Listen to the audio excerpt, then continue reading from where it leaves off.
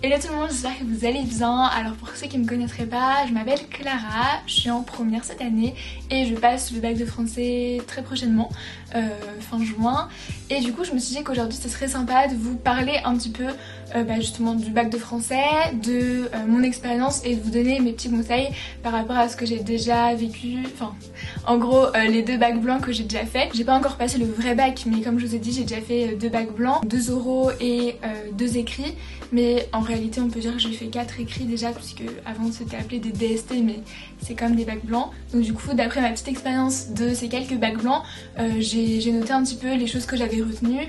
Et puis j'ai également trouvé des petits conseils dans le livre d'Amélie, Réussir ton bac de français 2021, donc d'Amélie Vieux, je vous en reparlerai après. Que vous passiez le bac de français comme moi cette année en juin, ou que vous le passiez l'année prochaine, dans 2 ans. Enfin je pense que cette vidéo ça peut aider plusieurs personnes qui sont dans le même cas que moi actuellement, à savoir passer le bac de français. Je vais diviser cette vidéo en plusieurs catégories. Dans un premier temps je vais essayer de récapituler rapidement l'épreuve parce qu'elle a un petit peu changé. Ensuite je vais vous parler de l'oral, vous donner aussi mes petits conseils pour gérer son stress au maximum, et puis je vous parlerai de l'écrit et enfin des révisions, comment réviser, etc.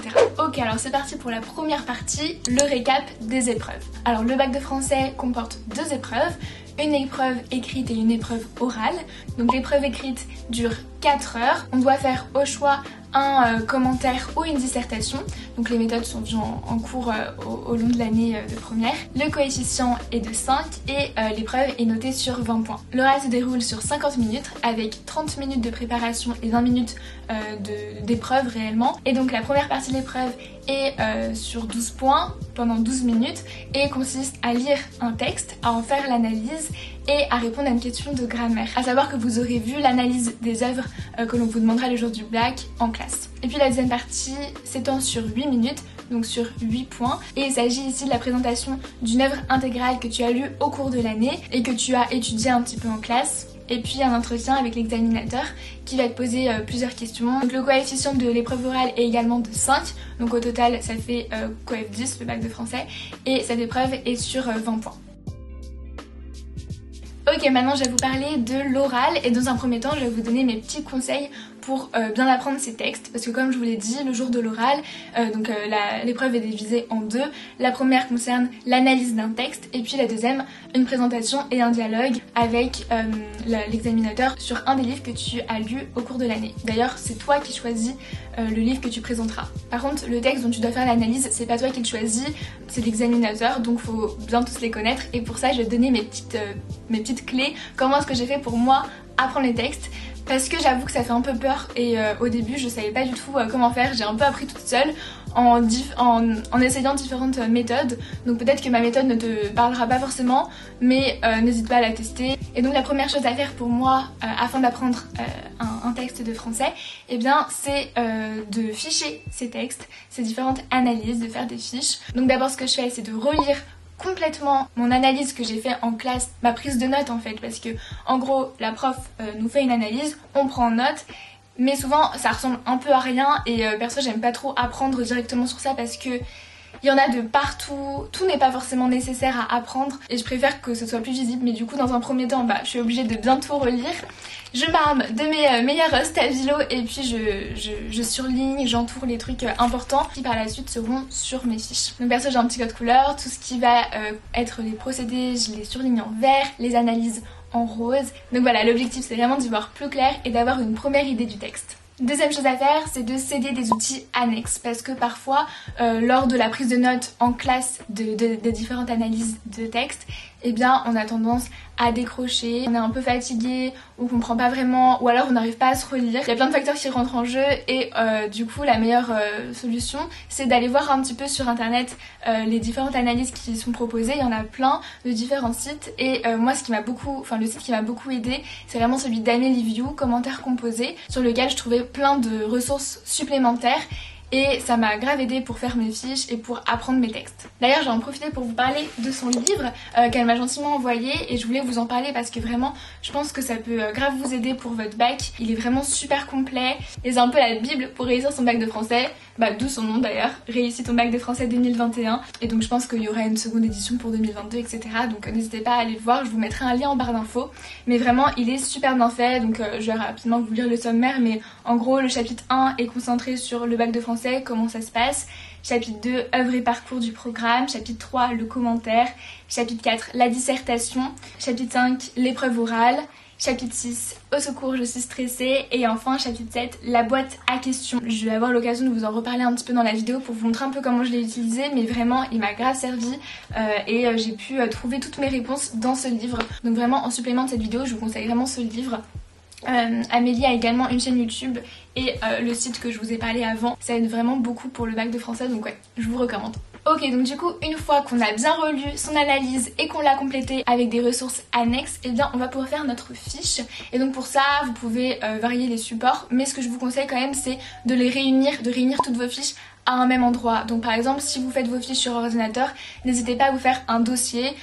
Si vous le faites sur des fiches Bristol, n'hésitez pas à les mettre dans un classeur. Moi c'est quelque chose que j'ai pas vraiment fait et j'avoue que c'est pas très pratique parce que du coup j'ai plein de fiches un peu partout. Après c'est parce que j'avais pas encore ma méthode et j'essayais plein de petites choses différentes. Donc le mieux c'est quand même de tout stocker dans un même endroit, ce sera plus simple pour réviser. Maintenant je vais vous partager un peu ma fiche type, celle qui me correspond le mieux. D'abord je fais la petite intro avec le contexte littéraire et un petit peu historique des fois, pas tout le temps. L'auteur, une petite phrase sur l'auteur, des petits renseignements comme ça qui pourront toujours être utiles à l'oral pour la présentation dans l'introduction. Ensuite je fais une présentation rapide de l'extrait avec le nom de l'œuvre, son auteur, la date et les thèmes abordés. Et puis enfin je note la problématique. Vraiment je trouve que c'est quelque chose d'assez important à apprendre, ces problématiques, parce que ça nous guide ensuite pour tout le reste de notre analyse. Ah et surtout n'oubliez pas de lire à l'oral votre texte avant d'énoncer la problématique. Et puis à la fin d'avoir énoncé votre problématique, vous pouvez faire une petite phrase de transition en disant « À présent, faisons de ce texte une analyse linéaire ». Et puis hop, vous commencez votre analyse. Aussi ce que vous pouvez faire avant de rentrer directement dans l'analyse linéaire, c'est de décrire les mouvements du texte, donc en gros sa structure. Par exemple les mouvements du texte de la scène d'exposition du malade imaginaire serait en première partie l'alternance entre les commentaires d'Argan et la parole fictive de Florent, donc à travers un dialogue fictif, et puis en deuxième partie le véritable monologue. Bon là j'ai plus les lignes exactes en tête, j'ai oublié de les noter sur mon petit carnet mais parce que c'est en gros des parties, mais si vous avez les lignes n'hésitez pas à dire ligne temps, à temps. Ensuite s'il y a un titre, et bien n'hésitez pas à en parler. Par exemple pour les fables de La Fontaine, L'huître et les plaideurs, vous pouvez dire que ce titre surprend le lecteur puisqu'il y a un mélange du monde humain avec le terme les plaideurs et puis du monde animal avec le terme de l'huître, ce qui permet un effet comique. Et puis ensuite vient le moment où il faut noter les analyses du texte en question. Donc ce que vous pouvez faire c'est que vous écrivez la citation entre guillemets. Bon, si ça prend trop de temps, vous écrivez juste la ligne. Ensuite, vous écrivez à côté le procédé et enfin l'analyse. Donc le procédé, ça peut être les figures de style, la grammaire, la structure de la phrase, etc. Et après, vous en donnez du coup l'analyse. Est-ce que ça amplifie quelque chose? Est-ce que ça montre l'ironie du poète? Une critique? Peut-être que ça se veut plus comique, etc. Comique pour dénoncer quelque chose, enfin bref. Et puis mon petit conseil, c'est d'utiliser un code couleur, ce qui permet un côté un peu plus attrayant et donc ça vous donnera sûrement plus envie de réviser. Et au-delà de ça, ça permet un meilleur apprentissage. Parce que en gros les couleurs c'est un bon mémotechnique, hop, aspect visuel comme ça, tac tac. D'ailleurs ça me fait penser que je vous ai parlé un petit peu de comment mieux apprendre dans ma dernière vidéo, donc je vous la mets dans le petit si ça vous intéresse, ça pourra peut-être venir en complément de cette vidéo. Donc ça c'était mes conseils pour ficher vos textes. Maintenant on passe au deuxième conseil pour bien apprendre, et donc je vous conseille de vous approprier le texte. N'hésitez pas à prendre donc un texte vierge, bon bien sûr faites des photocopies parce que il vous en faudra un complètement vierge pour le jour de votre oral, même deux il me semble, 2 exemplaires, donc voilà, faites des photocopies, mais En gros, vous prenez un texte et puis vous allez venir entourer, surligner des passages. N'hésitez pas pareil à faire des codes couleurs. Par exemple, tous les mots d'un même champ lexical, vous les surlignez en jaune, etc. Tout ce qui se rapporte à une même idée, vous les encadrez, les verbes d'action. Tout ça dans le but d'être capable de reconnaître tel ou tel procédé, telle ou telle analyse. Voilà, encore une fois, on utilise sa mémoire visuelle. Le fait de voir les choses, ça va vous aider. Le jour de l'oral, vous aurez votre fiche, enfin votre texte sous les yeux, et puis vous vous direz « Ah ok, je me souviens de ça, ça, ça ».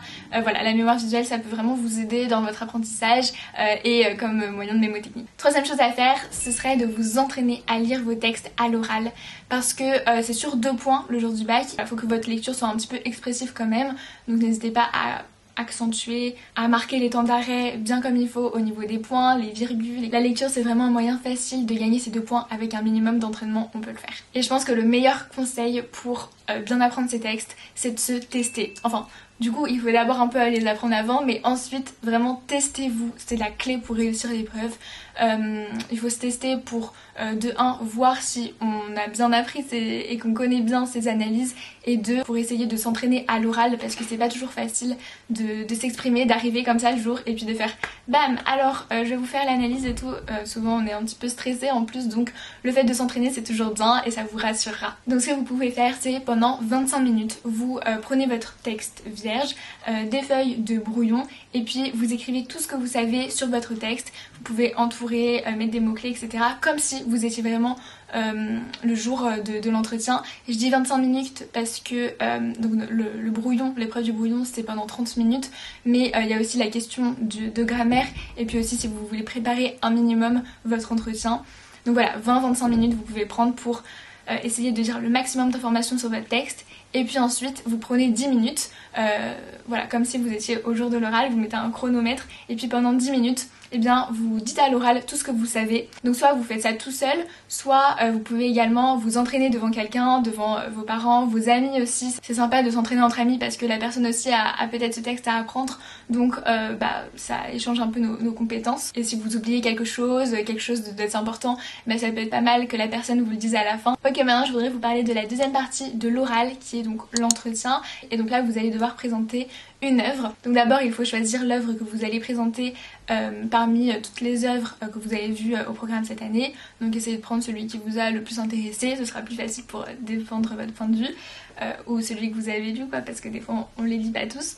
Bon d'ailleurs, deuxième chose à faire, c'est de lire l'œuvre de préférence, c'est un peu mieux de la lire. Aussi, essayer de connaître un peu l'auteur de cette œuvre, son contexte littéraire et historique, de connaître les thèmes abordés, les thèmes principaux de l'œuvre, et puis d'émettre votre opinion. Puisque les 2 premières minutes de l'entretien consistent à exprimer votre choix. Donc j'ai choisi La Princesse de Clèves parce que blablabla et blablabla. Aussi quelque chose qui m'a trop aidée dans le livre d'Amélie Viou, dans le chapitre 2 qui est donc consacré exclusivement à l'œuvre et parcours du programme. Donc on a les 4 objets d'études, et pour chaque œuvre du programme, Amélie a fait un résumé de l'œuvre, une biographie de l'auteur, les thèmes importants et son lien avec le parcours. Et également un prolongement artistique. Donc ça c'est toujours stylé et bien vu. Ok, maintenant je vais vous partager mes tips pour le jour du bac, pour le jour de l'oral, d'après du coup mes propres expériences, mes 2 bacs blancs. Donc d'abord ce que je vous conseille, c'est d'écrire uniquement au recto des feuilles. Ce sera plus simple au moment de l'entretien, vous aurez juste à faire tac, tac, tac, et ce sera plus visible pour vous. Ensuite, commencez par la question de grammaire. En 5 minutes, 400 minutes, essayez de faire ça assez rapidement, mais essayez quand même de bien la traiter, parce qu'en vrai c'est sur 2 points, enfin c'est quand même con de perdre ces 2 points de questions de grammaire.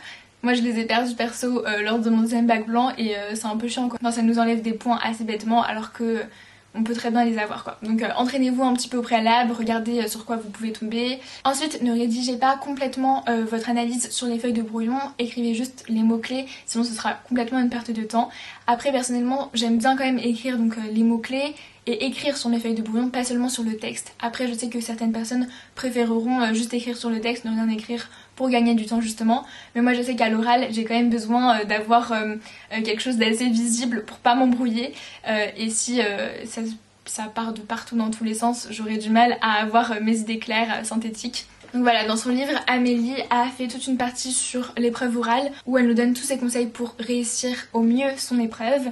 Elle parle de plein de choses, même de la question de grammaire, elle donne plein de conseils. Ça franchement ça m'a un peu aidé quand même pour la question de grammaire parce que j'avoue que j'étais un peu perdue sur ce qu'il fallait faire et tout. Et elle donne plein d'exemples, plein de conseils. Elle parle aussi de comment réussir la lecture du texte, application linéaire, comment tirer profit de ces 30 minutes de préparation, ça c'est super important. Elle parle également de l'entretien et de comment faire une fiche de lecture. Et également quoi rapporter le jour de l'épreuve, et ça c'est pas mal. Donc moi perso, mon must have c'est une montre et des stabilos. Bon après il y a des trucs un peu plus techniques comme ma pièce d'identité, ma convention et tout et tout. Et maintenant j'aimerais vous parler du stress parce que ça c'est quelque chose qui nous concerne pas mal. Peut-être pas tout le monde parce que je sais qu'il y a des personnes qui sont pas du tout stressées, je sais pas comment elles font et respect à vous. Et donc je vais vous donner un petit peu mes petits conseils. Enfin en tout cas un conseil qui pour moi marche plutôt bien, c'est de mettre un petit peu d'huile essentielle de lavande soit sur mon poignet, soit sur un petit mouchoir et que vous pouvez respirer un petit peu quand vous êtes stressé. Ça apaise énormément. Et il y a 2 méthodes aussi que Amélie donne dans son livre que je vais pas détailler mais que je trouve super intéressant. C'est le scan corporel et les respirations profondes. Je vous laisse aller voir dans son livre pour plus de renseignements par rapport à ça. Maintenant, parlons de l'écrit. Et donc, première chose que je vous conseille de faire, c'est des fiches sur les mouvements littéraires. Franchement, ça m'a grave aidé. Par exemple, sur le classicisme, vous notez le contexte historique, le contexte littéraire, les thèmes abordés principalement dans les ouvrages, également l'esthétique et les procédés utilisés. Et puis, j'ai également écrit différents exemples. Ça vous aidera sûrement pour tout ce qui est introduction et également pour la conclusion, les ouvertures. Ensuite, quelque chose de super important, c'est de connaître les procédés littéraires, dont les figures de style, et de connaître surtout leur effet pour être capable d'analyser avec pertinence les différents textes que vous aurez. Enfin ça c'est si vous prenez bien sûr le commentaire, pas la dissertation. Dans son livre, Amélie a inscrit toutes les différentes figures de style les plus importantes, les plus fréquentes que l'on peut rencontrer dans les textes et également leur effet. Donc ça c'est super intéressant pour le commentaire. Aussi je vous conseille de varier votre vocabulaire, évitez d'utiliser trop le verbe montrer, essayez de le remplacer par présente, amplifie, accentue, etc. Et puis surtout quelque chose d'assez important, c'est de connaître les différentes méthodes des épreuves écrites, donc du commentaire et de la dissertation. Déjà si vous avez une bonne structure, la bonne méthode de votre commentaire, ça vous rajoutera des points. Ça normalement vous l'avez vu à l'école. Après je sais que dans le livre d'Amélie, elle donne aussi plein de conseils pour bien réussir son introduction, sa conclusion, être pertinente dans ses analyses, mélanger le fond et la forme. C'est quelque chose qu'elle explique très bien dans son livre. Ensuite, entraînez-vous. Vraiment, c'est la base pour réussir. Entraînez-vous, entraînez-vous. Bon, après, on n'a pas forcément le temps de prendre 4 heures pour faire une épreuve écrite en entier à la maison. Donc, par contre, ce que vous pouvez faire, c'est prendre différents textes. Et puis, vous pouvez en trouver d'ailleurs sur Internet. Et vous essayez un petit peu de les analyser, de repérer les figures de style, l'analyse, d'établir un plan, pourquoi pas. Et également de rédiger une de vos parties, un paragraphe du commentaire possible que vous auriez pu faire lors de l'épreuve. Aussi si vous pouvez n'hésitez pas à le faire lire à votre professeur ce qui va pas, ce que je peux améliorer. Et puis aussi lire les corrections, c'est toujours utile, c'est super important, comme ça on voit un peu des exemples de ce qu'on aurait pu faire, ce qui est possible de faire, et ça vous donne des idées pour créer votre plan ou dans la manière aussi de rédiger. D'ailleurs dans le livre d'Amélie, il y a toute une partie consacrée au sujet du bac corrigé, que ce soit au niveau des commentaires et des dissertations, donc super intéressant de les lire. Ce que je vous conseille également, c'est de relire vos anciens bacs blancs pour voir un peu vos fautes, voir ce que vous pouvez améliorer. Je pense que je vous ai un peu tout dit par rapport à mes petits conseils. Maintenant on passe à la dernière partie où je vais vous parler des révisions. Donc là, à l'heure où sort cette vidéo, eh bien normalement on va rentrer dans une période de révision pour ceux qui passent le bac cette année. Du coup, mon premier conseil qui est de ne pas attendre la dernière minute pour apprendre ces textes, ça ce serait plus pour les personnes qui passent l'année prochaine le bac. Si vous regardez, voilà, n'attendez pas la dernière minute pour apprendre vos textes, vraiment. Un petit peu à chaque vacances, essayez d'en apprendre, essayez de faire les fiches, etc. Parce que là, c'est pas à ce moment-là, à 15 jours du bac, que vous allez faire vos fiches. Du coup, pour les révisions, je vous conseille vraiment de faire un planning des révisions. Moi, ce que j'ai fait, c'est que j'ai pris une feuille simple et puis j'ai fait un petit quadrillage, bref, un calendrier quoi. Et puis à chaque fois, je vais noter, par exemple, samedi 12 juin, je vais mettre réviser le texte Spleen de Baudelaire et puis lire la correction d'un sujet type, bac de commentaires de texte sur, je sais pas, n'importe quoi, Marivaux, l'île des esclaves. D'ailleurs, anecdote, j'ai joué l'île des esclaves au théâtre. Essayez d'en faire un petit peu tous les jours dans cette période de révision. Mais après vous pouvez également avoir des journées off complètement, mais le mieux c'est la régularité et donc revoyez vos textes plusieurs fois aussi. Ce qui est vraiment la meilleure chose, c'est la répétition. Si vous croyez l'avoir bien appris juste une fois, peut-être que ce sera pas suffisant, donc essayez de la revoir 2-3 fois avant le jour de l'épreuve. Et voilà, c'est la fin de cette vidéo, j'espère vraiment qu'elle vous aura plu, que ça vous aura aidé, et puis n'hésitez pas à me dire un petit peu vous dans les commentaires ce que vous faites vous pour vous entraîner. Je vous souhaite en tout cas tout mon courage, tout mon soutien pour cette période de révision et puis pour le bac de français, l'oral et l'écrit. Vous allez déchirer vraiment. Voilà, force à vous, on est ensemble, on se motive ensemble, on va y arriver ensemble. Et puis voilà, bref, je vous embrasse et je vous dis à très bientôt. Gros bisous.